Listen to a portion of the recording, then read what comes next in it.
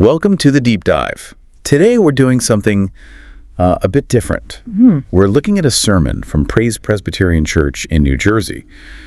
We want to really unpack its core message, especially for, maybe you're in college, starting your career.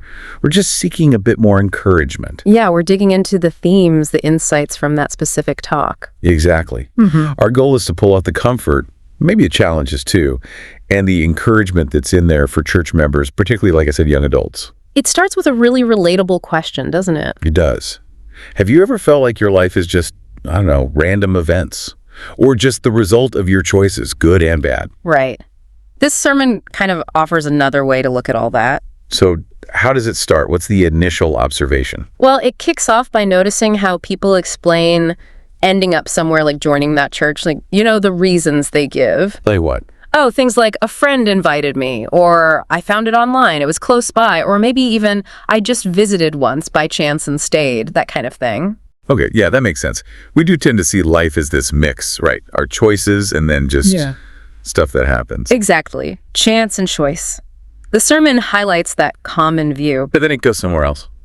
It does. It brings up this idea of fate or destiny. You know how sometimes people talk about meeting their spouse or a big move as being meant to be? Oh, for sure, like he was written in the stars or something? Kind of. Yeah. And the sermon points out, when things get difficult, we often scramble for reasons. Was it a bad decision I made? Or we just chalk it up to bad luck. Or, again, fate. Right.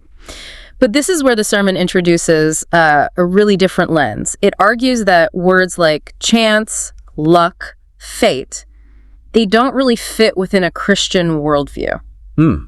How so? It actually quotes the Belgic Confession, Article 13. It says, God didn't just wind up the universe and let it go. He didn't abandon it to chance. No, exactly. The idea is he's actively governing it.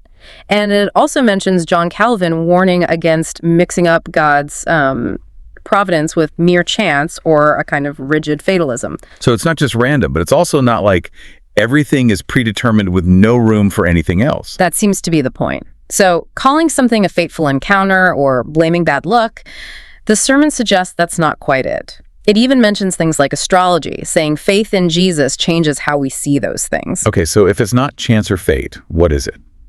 The core concept is God's providence. It's presented as God's plan, his purpose, his intention sort of guiding things, especially for believers. God's intention behind events, even the difficult ones. That's the idea it explores. And to make it clearer, it dives into the story of Joseph. Ah, okay. Genesis, Joseph and his brothers. Yep, right at the end after their father Jacob dies. The brothers are understandably nervous. They treated Joseph so badly, selling him into slavery. Exactly. They're afraid he'll finally retaliate now that Jacob's gone. They even make up this story, potentially, about Jacob's dying wish for Joseph to forgive them. Wow, even after 17 years together in Egypt, they still didn't trust him. Seems like it. The sermon notes that deep-seated fear. And Joseph, he's actually moved to tears by their distrust. But then he says something amazing, right? He does. He tells them basically, don't be afraid. Am I God? You guys meant evil against me, but God meant it for good. To accomplish what is now being done, the saving of many lives. That part. That's the key verse, Genesis 50:20. Joseph saw everything, the betrayal, the prison, all of it through this lens of God's purpose, not just their bad choices or his bad luck. He even said earlier, didn't he, that God sent him ahead to Egypt? Yes, back in Genesis 45. He frames their terrible act as part of God's plan to preserve life during the famine. It's a consistent perspective for him. So this providence, it's not just about things working out for one person. No, and the sermon really stresses this. It's bigger. It was about saving Joseph's family, fulfilling God's covenant with Abraham, and ultimately pointing towards Jesus. You intended to harm me, but God intended it for good. That's powerful. It is, and the sermon clarifies this isn't about God planning every tiny detail like what you have for breakfast. Okay. It's more that God's overarching purpose is so sovereign, he can weave even human evil and mistakes into his good plan. That applies to misfortunes, difficult relationships, all sorts of things. So for someone listening, maybe a student or young professional facing uncertainty, how does this help? Where's the comfort? The encouragement is not to get bogged down by anxiety or discouraged by the complexities. It's an invitation to look behind the scenes so to speak. To see God's bigger plan potentially at work. Yes. And it connects Joseph, betrayed, suffering, then exalted as a foreshadowing of Christ. That link reinforces the certainty of providence, seen ultimately in the cross. The cross is the ultimate example. Exactly. The sermon calls it the place where humanity's greatest evil, killing God's son, was turned into the greatest good, salvation. It quotes Acts, God raised Jesus, whom you killed by hanging him on a cross. So we're encouraged to look at our own struggles through that lens. Through the lens of the cross, yes. Through prayer, scripture, community, trying to see God's hands, even when it's painful. And this helps with forgiveness and tough relationships. The idea is yes. If you believe God can bring good even from bad experiences, it can change how you view hurts and hardships.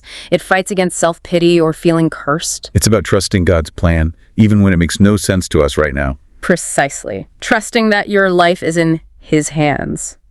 The sermon acknowledges real difficulties people face: visa problems, job losses, worries about kids, money, health. It mentions those specifically. Yes, and offers a prayer for people in those situations to see God's secret work, His providence.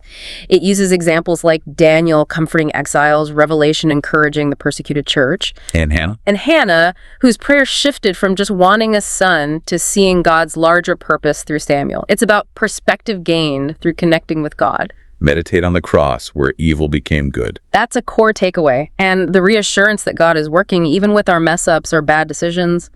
He can use it all. It quotes the Belgic Confession again near the end. It does. Article 13, again, emphasizing God governs all things justly, even while not being the author of sin. It's a careful balance. So what are the final encouragements? Two main things. First, Philippians 4.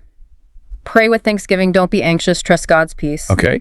And second, pray specifically for eyes to see God's providence, to trust His unseen hand, and to live a God-centered life, worship, scripture, prayer, fellowship, service, always drawing near to the cross. Wow.